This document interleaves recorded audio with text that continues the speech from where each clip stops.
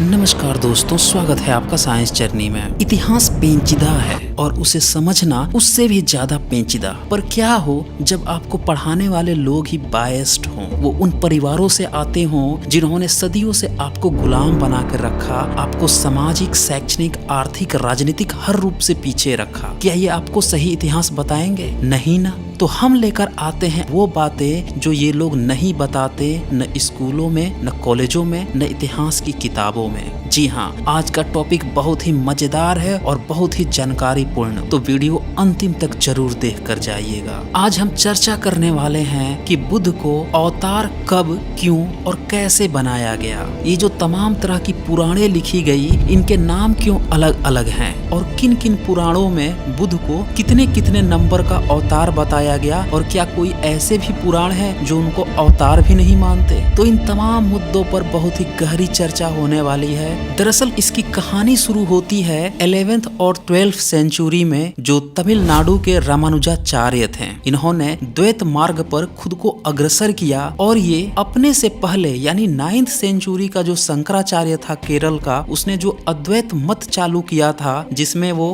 बुद्ध की जितनी भी प्रतिमाएं थी उस पर इनके अनुयायियों ने अखाड़ा बनाकर कब्जा करना शुरू किया था और एक शैव मार्ग की स्थापना हो गई थी। तो इसी मार्ग से बाहर निकलकर रामानुजाचार्य ने वैष्णव मार्ग स्थापित किया था। अब इसका काम था कि शैव मार्ग से बचे हुए जितने भी बौद्धों के महाविहार थे, जितने भी उनके प्रतीक स्थल थे, उन सब पर कब्जा करना। जब ये लोग कब्जा करते जाते थे तो जो उनके एक्चुअल रखवाले थे वो इनका विरोध करने लगते थे, तो फिर उनको वहां आने पर प्रतिबंध लगा दिया गया, उनको अछूत नीच घोषित कर दिया गया। और ये सारा काम हुआ है तमाम ब्राह्मण ग्रंथों में। जब ये घटनाएं हो रही थी और उसके बाद से जब पुराण लिखे गए तो सभी पुराणकर्ता उस पर एकमत नहीं थे, क्योंकि ये नई नई चीजें बन रही थी। तो इसीलिए सभी पुराणकारों ने अलग अलग बातें लिख दी। जैसे उदाहरण के लिए ब्रह्मवैवर्त पुराण 4th चैप्टर के 9 सर्ग के 12 श्लोक में लिखता है कि पहले कल्कि अवतार हुआ एंड देन बुद्ध अवतार हुआ। वो टोटल 6 अवतारों की चर्चा करता है और बुद्ध के बाद कपिल का अवतार होता है और फिर मत्स्य यानी मीन का अवतार होता है। जबकि आपने पुराणों में बुद्ध नाम से जो प्लेलिस्ट मैंने बना रखी है, जिसमें 2 वीडियो ऑलरेडी आए हुए हैं, ये 3rd पार्ट है, उसमें आपने देखा होगा कि बुद्ध को कई पुराणों में 9वां अवतार भी बताया गया है। जबकि ब्रह्मवैवर्त पुराण सिर्फ 6 अवतारों की बात करता है। यानी इन्होंने अपनी धंधा तो 12th सेंचुरी के बाद खोल लिया था, लेकिन ये आपस में ही लड़ रहे थे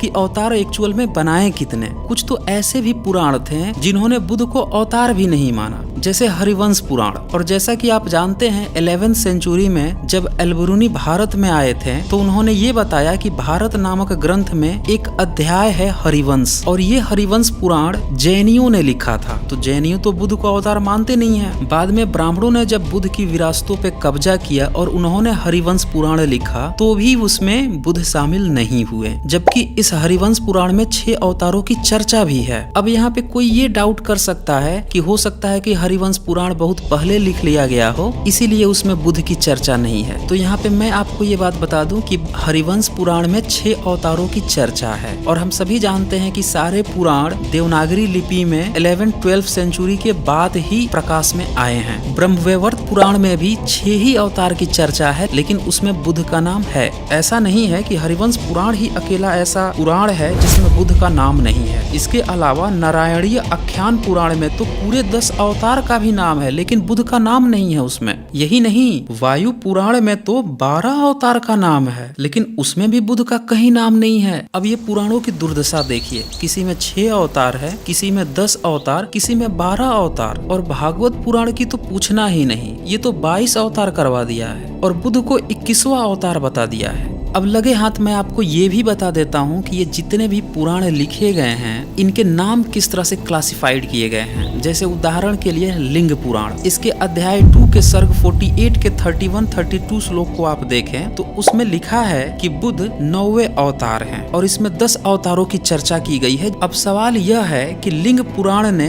बुद्ध को 9वां अवतार क्यों घोषित किया? तो इसका जवाब आप उन तमाम मंदिरों में जाकर देख सकते हैं जहाँ पे बुद्ध की मूर्तियों को लिंग बना दिया गया है। दरअसल जब शैव मार्ग 9वीं सदी में आगे आया और उसके तमाम अखाड़े बनने शुरू हुए तो इन्होंने सारे बौद्ध महाविहारों को कब्जा करना शुरू किया था। जहाँ जहाँ पे बुद्ध की मूर्तियों को इन लोगों ने लिंग बनाया और उसे ऑफिशियली कब्जा करने के लिए ही इन्होंने बाद में लिंग पुराण की रचना की। और जब लिंग पुराण की रचना की तो उन्हें ये भी बताना पड़ा कि बुद्ध भी हमारे अवतार हैं, इसीलिए तो ये लिंग है। उस समय के लोगों को इस तरह से सांत्वना दी गई और आज के लोग समझ रहे हैं क्या कि वो तो शिवलिंग है। तो इस तरह से बुद्ध की विरासत को कब्जा किया गया है। अब इसके बाद गरुड़ पुराण भी देख लीजिए, उसके अध्याय 2 का 22 सर्ग का 31 श्लोक देखें। इसमें भी सेम यही श्लोक दिया हुआ है जिसमें कि 10 अवतार दिखाए गए हैं और बुद्ध को 9वां अवतार बताया गया है। सवाल है इसमें भी बुद्ध क्यों? तो उत्तर है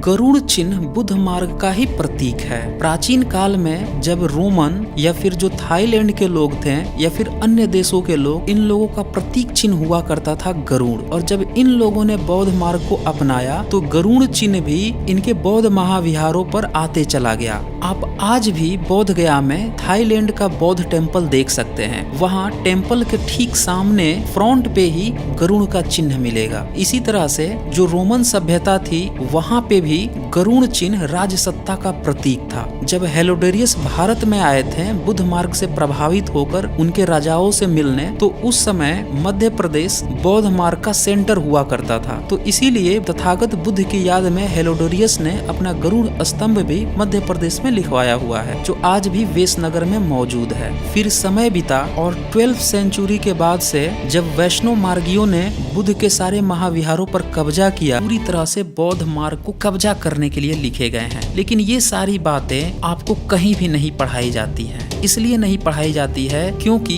पढ़ाने वाले भी उसी वर्ग विशेष से आते हैं जिन्होंने इतिहास में घालमेल किया था और आपकी अपनी सभ्यता संस्कृति पर कब्जा किया हुआ है। यह एक पक्ष ये भी हो सकता है कि इनमें से कुछ लोगों को सच्चाई भी न पता हो। तो दोस्तों इस वीडियो को ज्यादा से ज्यादा शेयर कीजिए ताकि जिन लोगों को भी ये सच्चाई नहीं पता है वो लोग भी इस सच्चाई को जान सके और अपने असली इतिहास से रूबरू हो सके। तो दोस्तों आज बस इतना ही। जल्द ही मिलते हैं एक नए वीडियो के साथ।